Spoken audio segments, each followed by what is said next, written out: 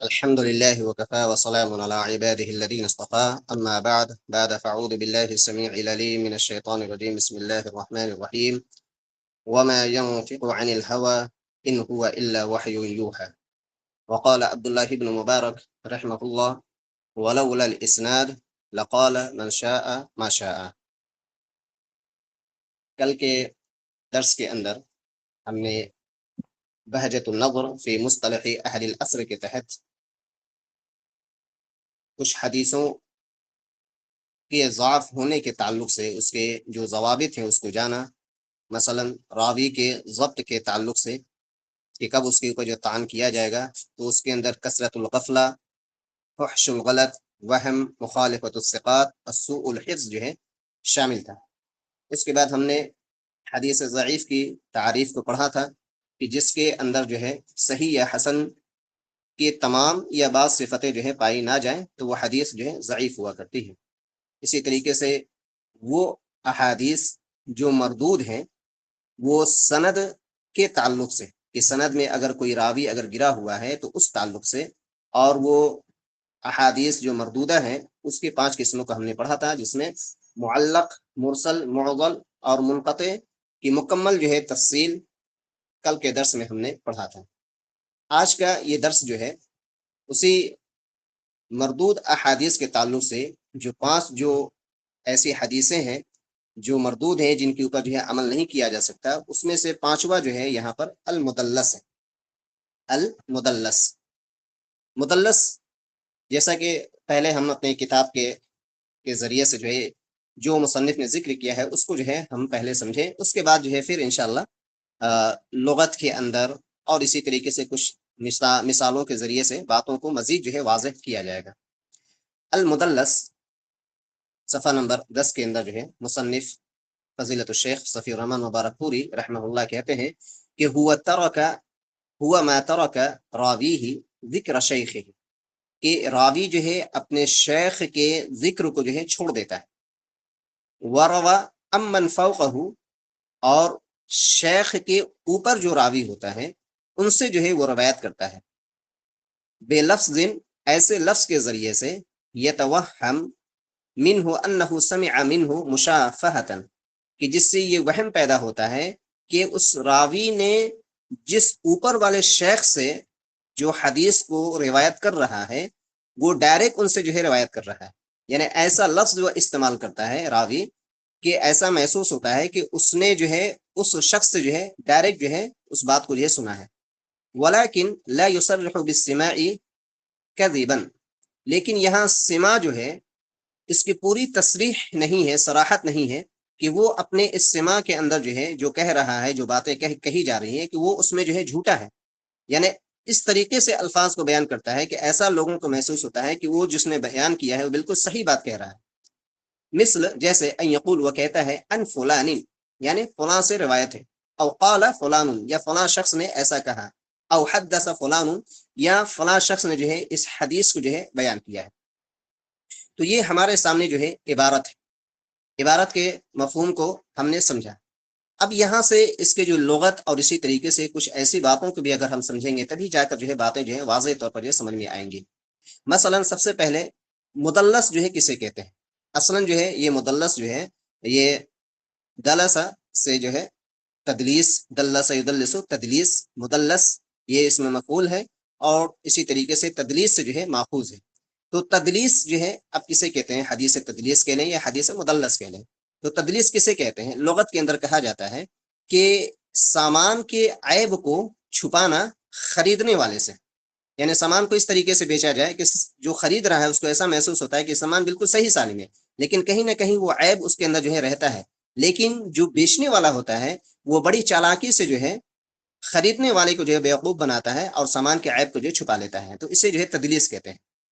اب اصطلاح میں کیا کہتے ہیں کہ اصطلاح میں کہتے ہیں کہ اخفاء عیب فی الاسناد، یعنی سند کے اندر جو عیب ہوتا ہے اس کو چھپا لیا جاتا ہے اور ظاہر یہ کیا جاتا ہے کہ یہ سند جو ہے بالکل حسن ہے، صحیح ہے. تو اب یہاں دیکھیں کہ جو مفہومات جو بیان کیے گئے ہیں یا حدیث تدلیس یا مدلس کے تعلق سے بیان کیا گیا ہے کہ اس کی جو ہے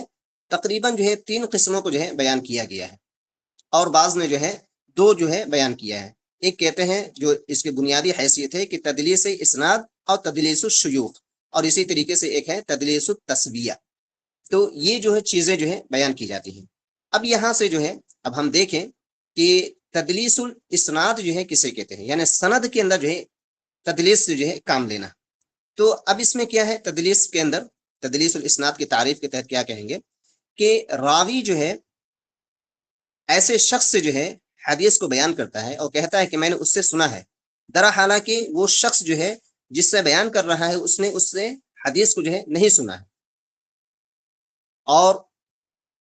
اس نے جو ہے اس بات کا بھی ذکر نہیں کیا کہ میں نے اس شخص سے جو ہے اس حدیث کو جو ہے نہیں سنا ہے، بلکہ وہ ثابت یہ کرنا چاہتا ہے کہ میں نے اس شخص سے جو ہے اس حدیث کو جو ہے سنا ہے. اب مثلا جیسے دیکھ لیں کہ مثال کے طور پر کہ ایک شخص جو ہے اپنے شیخ سے جو ہے حدیث کو جو ہے سنتا ہے، بعض حدیثوں کو سنا ہے، لیکن جو حدیث جو بیان کر رہا ہے وہ حدیث اپنے اس شیخ سے نہیں سنا ہے بلکہ دوسرے شیخ سے سنا ہے، اور اپنے اس شیخ کو جو ہے وہ ساقط کر دیتا ہے، یعنی دوسرے والے جس شیخ سے جو ہے سنا ہے اس کو جو ہے ہٹا دیتا ہے اور کہتا ہے کہ میں نے پہلے والے ہی شیخ سے جو ہے اس حدیث کو جو ہے سنا ہے.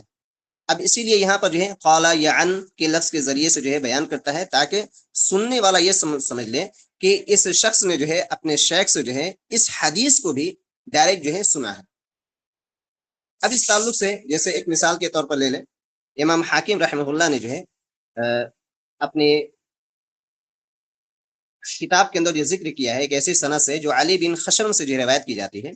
اس میں کہتے ہیں کہ ابن عیینہ نے کہا کہ انہوں نے زہری سے جو ہے روایت کیا ہے. تو ابن عیینہ سے سوال کیا گیا کہ کیا آپ نے جو ہے زہری سے، امام زہری رحمہ اللہ سے آپ نے سنا ہے؟ تو اس نے کہا کہ نہیں، اور نہ ہی اس شخص سے سنا ہے جس شخص نے امام زہری سے جو حدیث کو بیان کیا ہے، بلکہ یہاں پر کس نے بیان کیا ہے؟ عبد الرزاق نے اس حدیث کو بیان کیا ہے، اور معمر نے جو ہے اس بات کو جو ہے بیان کیا ہے، اور اسی طریقے سے معمر جو ہے زہری سے جو ہے بیان کرتے ہیں. تو یہ دیکھیے اصلا جو یہ سب سلسلہ سند ہے. تو اب یہاں ابن عیینہ نے سند کے درمیان سے جو ہے دو شخصوں کو جو ہے گرا دیا. ایک پہلا شخص کون ہے؟ عبد الرزاق، اور اسی طریقے سے معمر. تو اب یہ چیز کیا ہو جائے گی؟ یہ تدلیس الاسناد جو ہے ہو جائے گا. تو اس سے جو ہے اپنے آپ کو جو ہے بچانا ہے. دوسری ایک قسم یہ بیان کیا گیا ہے کہ تدلیس التسویہ. تدلیس التسویہ میں کیا ہے کہ راوی اپنے شیخ سے حدیث کو بیان کرتا ہے، پھر جو ہے وہ ایک ضعیف راوی کو جو ہے وہ راوی جو ہے سند کے اندر سے جو ہے گرا دیتا ہے، اور اس ضعیف راوی نے اپنے کسی دوسرے ایک ثقہ شخص سے جو ہے بیان کیا ہے. تو اس کی صورت اس طریقے سے ہوگی کہ راوی حدیث کو جو ہے اپنے ثقہ شیخ سے جو ہے حدیث کو جو ہے بیان کرتا ہے، اور اسی طریقے سے وہ ثقہ شیخ جو ہے دوسرے ثقہ انسان سے جو ہے بیان کرتا ہے، اور اس بیچ میں جو ہے ایک ضعیف راوی ہوتا ہے. تو اب یہ پہلا جو راوی ہے ان دو ثقہ کے درمیان جو ایک ضعیف راوی ہے، اس ضعیف راوی کو جو ہے گرا دیتا ہے اور کہتا ہے کہ اس پہلے والے ثقہ سے دوسرے والے ثقہ نے جو بیان کیا ہے تو میں نے ان دونوں سے جو ہے حدیث کو جو ہے بیان کیا ہے. تو اب یہیں پر جو ہے یہ بیچ میں جو تدلیس التسویہ، تو گویا کہ وہ یہ ثابت کرنا چاہتا ہے کہ سند بالکل جو ہے برابر ہے، بیچ میں کوئی بھی راوی جو ہے غلط نہیں ہے جس نے اس حدیث کے اندر جو ہے کہیں بھی جو ہے خرابی پیدا کرنے کے لیے کوشش جو ہے کیا ہو. تو اب یہ جو طریقہ ہے تو اس کا مقصد کیا ہے کہ تاکہ ہر سند کے درمیان سے جو ہے وہ کیا کرے کہ سند کو بالکل جو ہے برابر دکھائے کہ بالکل سند جو ہے صحیح ہے. تو اس ناحیے سے جو ہے اس حدیث کے اندر جو ہے کیا چیز سمجھ میں آتی ہے کہ وہ تمام اسناد کو بالکل ثقہ جو ہے ثابت کرنے کی جو ہے وہ کوشش کرتا ہے.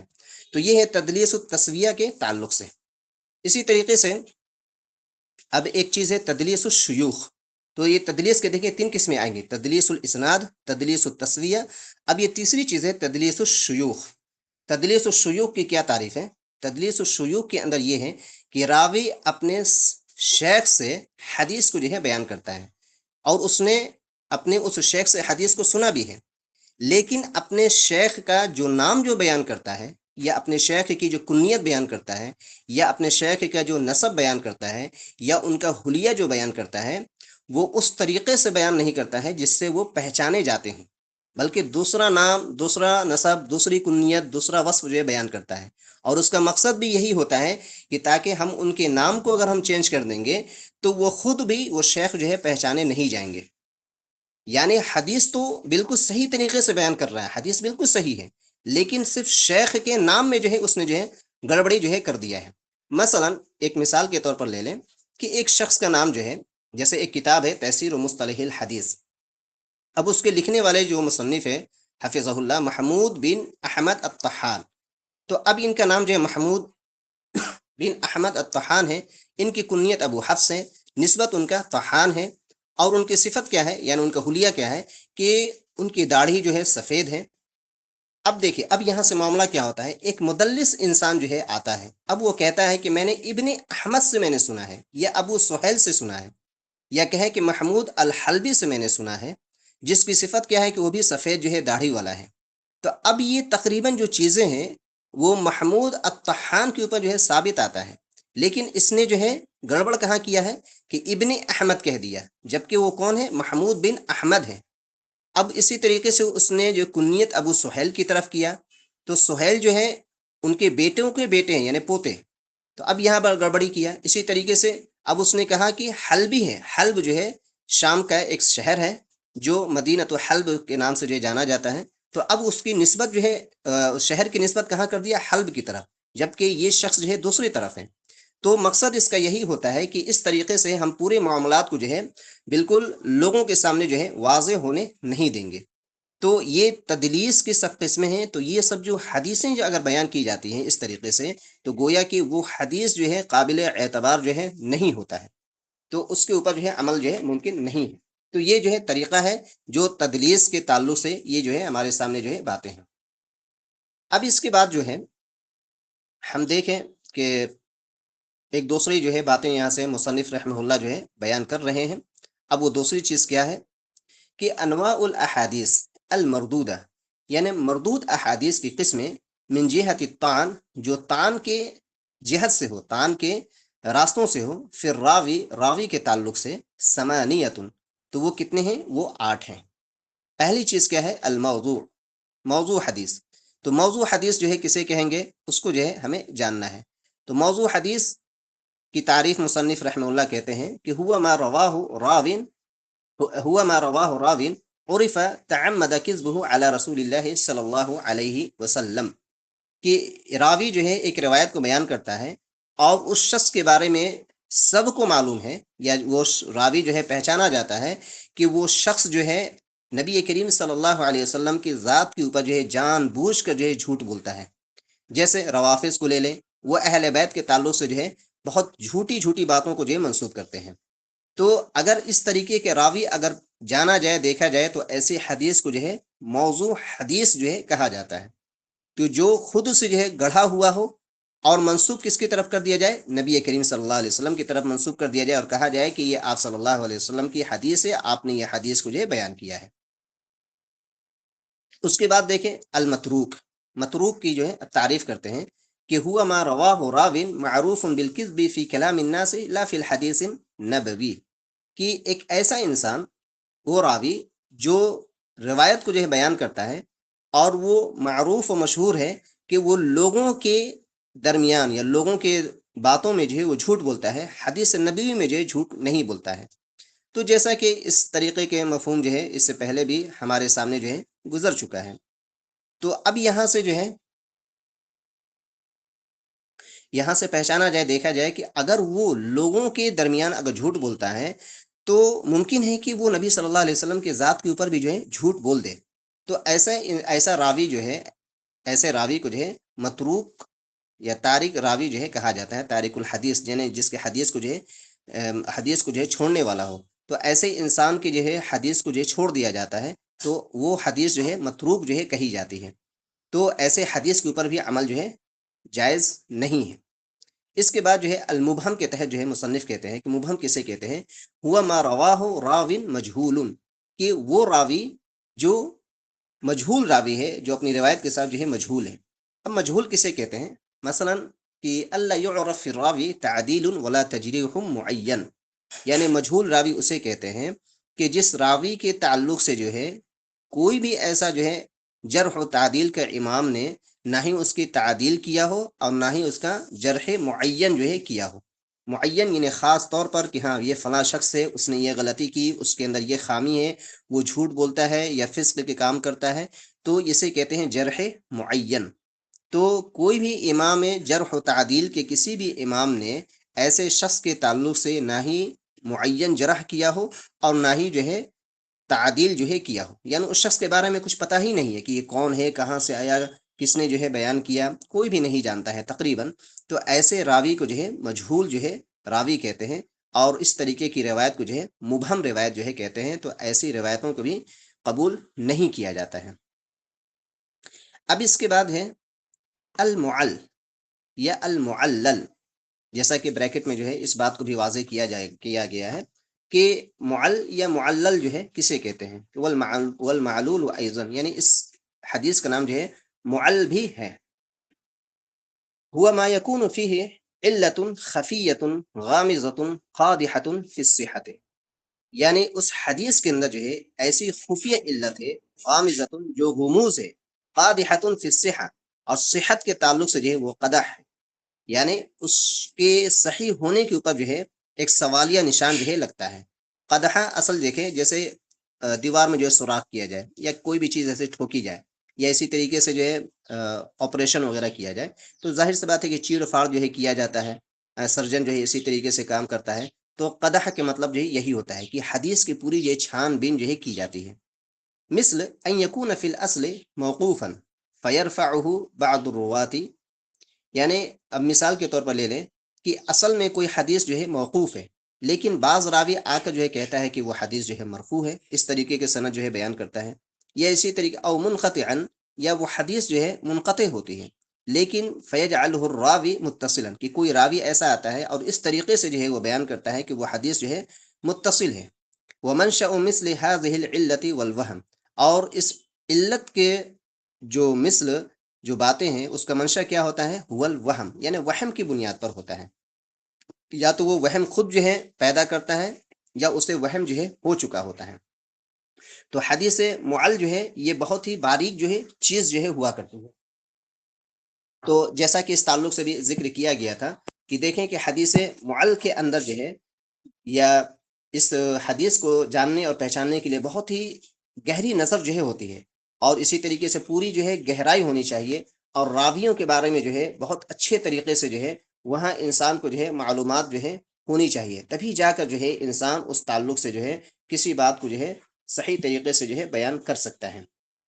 اب جیسے دیکھیں اس کی مثال کے تحت ایک حدیث کو جو لے سکتے ہیں، یعلا بن عبید نے روایت کیا ہے کہ سفیان ثوری سے، اور سفیان ثوری جو ہے عمرو بن دینار سے، اور عمرو بن دینار جو ہے عبداللہ بن عمر سے بیان کرتے ہیں، اور عبداللہ بن عمر نبی صلی اللہ علیہ وسلم سے بیان کرتے ہوئے کہتے ہیں کہ البیعان بالخیار، کہ دو جو خرید و فروخت کرنے والے ہیں ان دونوں کو جو ہے اختیار دیا گیا ہے۔ اب دیکھیں اس حدیث کو جو ہے متصل سند کے ساتھ جو ہے بیان کیا گیا ہے کہ عادل جو راوی ہے وہ عادل راوی سے ہی نقل کر رہا ہے، لیکن اصلاً اس کے اندر جو ہے علت ہے۔ اب وہ علت کیا ہے کہ عمرو بن دینار وہ عبداللہ بن دینار ہے، اصلاً ان کا نام جو ہے عبداللہ بن دینار ہے، لیکن یہاں کیا کہہ دیا گیا کہ عمرو بن دینار نے اس حدیث کو جو ہے بیان کیا ہے کس سے؟ ابن عمر سے۔ تو جو حاذق جو انسان ہوتے ہیں وہ جانتے ہیں کہ یہاں عبداللہ بن دینار کو کس سے بدل دیا گیا ہے؟ عمرو بن دینار سے، حالانکہ عمرو بن دینار بھی ثقہ راوی ہے، لیکن یہاں پر جو ہے سند کے اندر جو ہے راوی کے نام کو جو ہے غلط طریقے سے جو ہے پیش کیا گیا ہے۔ تو اب اس روایت کو جو قبول تو کیا جائے گا، لیکن اس بات کو یاد رکھیں کہ اسی طریقے کی سند اور یہ معل حدیثیں عام طور پر جو ہے سند کے اندر جو ہے زیادہ جو ہے پائی جاتی ہے، تو اسی لیے سند کا جو ہے پوری جو ہے چھان بین کی جاتی ہے۔ تو جو راوی جو حاذق ہوتے ہیں امام جرح و تعدیل کے، وہ اس کے اوپر جو بڑی باریکی جو ہے نظر رکھتے ہیں۔ تو ایسی حدیث کو یعنی سند کے اندر اگر کسی راوی کو جو ہے ہٹا دیا جائے یا اس کی جگہ پر دوسرے راوی کو لایا جائے، یا اسی طریقے سے موقوف حدیث کو مرفوع حدیث بیان کر دیا جائے، یا منقطع کو جو ہے متصل حدیث بیان کر دیا جائے، تو اب یہاں سے جو ہے اس حدیث کے تعلق سے جو ہے اس حدیث کو کیا کہیں گے؟ معل یا معلل۔ اب اس کے بعد جو ہے امام صفی الرحمن مبارک پوری رحمہ اللہ فضیلت الشیخ بیان فرماتے ہیں کہ الشاذ، شاذ جو ہے کسے کہتے ہیں؟ ہوا ما رواہ الثقۃ مخالفتا لما رواہ الثقات او الاوثق منہ، کہ ثقہ راوی جو ہے کسی حدیث کو بیان کرتے ہیں مخالفت کرتے ہوئے کس کی؟ جو ان سے جو ہے اوثق راوی ہو یا بہت سارے ثقات راوی کی، یعنی ایک ثقہ یہ حدیث جو ہے صحیح مانی جائے گی۔ شاذ کے اندر بھی تقریباً جو ہے کہا جاتا ہے کہ یہ روایت جو ہے قبول کیا جائے گا، اس لیے کہ جو راوی جو بیان کر رہا ہے وہ بھی اصلاً جو ہے ثقہ ہے، مقبول راوی ہے، لیکن اپنے سے جو ہے بہت سارے ایسے ثقہ راوی جو دوسری باتوں کو جو ہے بیان کرتے ہیں، اس کی جو ہے وہ مخالفت جو ہے کر جاتا ہے۔ تو اس لیے جو ہے اس حدیث کے تعلق سے جو ہے یہ تو کہا جاتا ہے کہ ہاں اسے جو ہے قبول کیا جائے گا، لیکن جو ان سے جو ہے اوثق جو راوی ہیں، اگر ان کی روایتیں اگر اس کے بالمقابل اگر کوئی روایت آتی ہے تو پھر یہ ہے کہ اوثق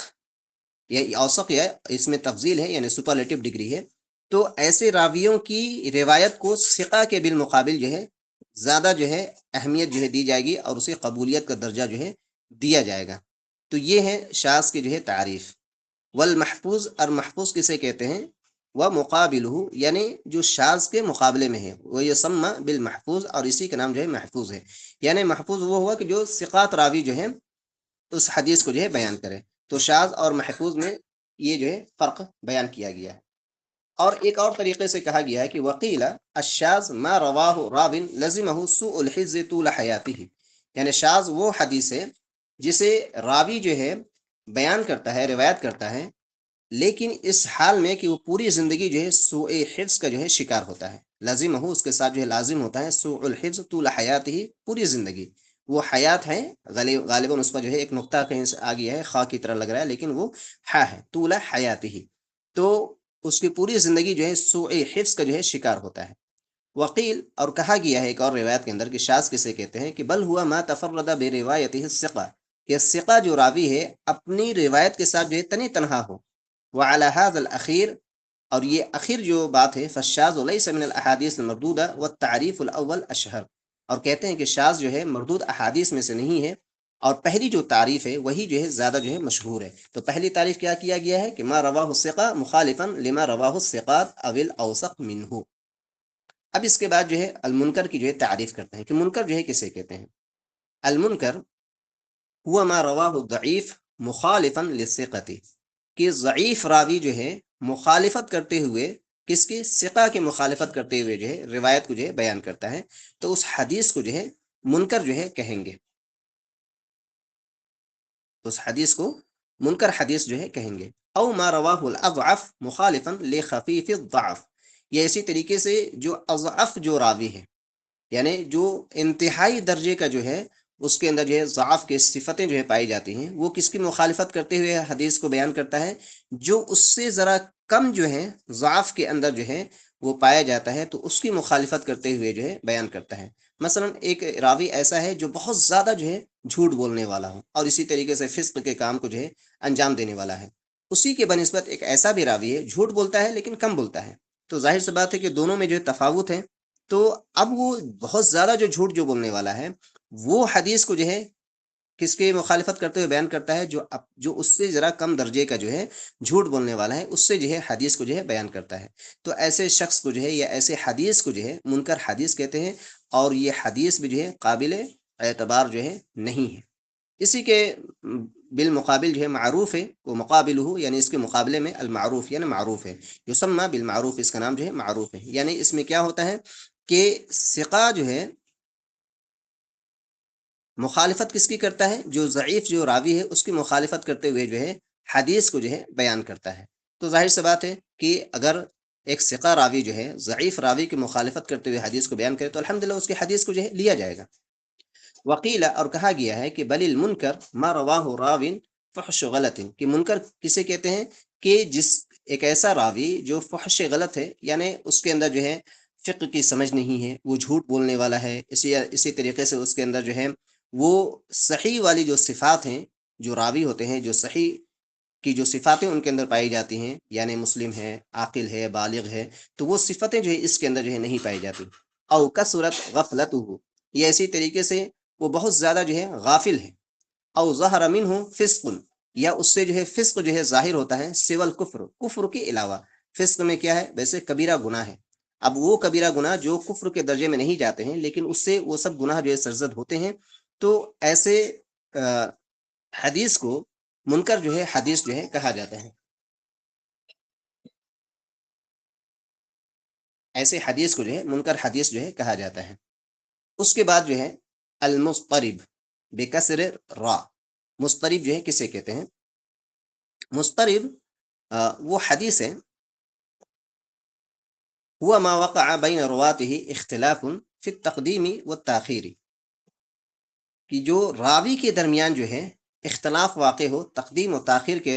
وجہ سے، یعنی اب حدیث کے الفاظ جو ہے کس نے پہلے بیان کیا، کس نے جو ہے بعد میں جو ہے بیان کیا، تو اس تعلق سے جو ہے اس کے اندر جو ہے اختلاف جو ہے پایا جاتا ہے۔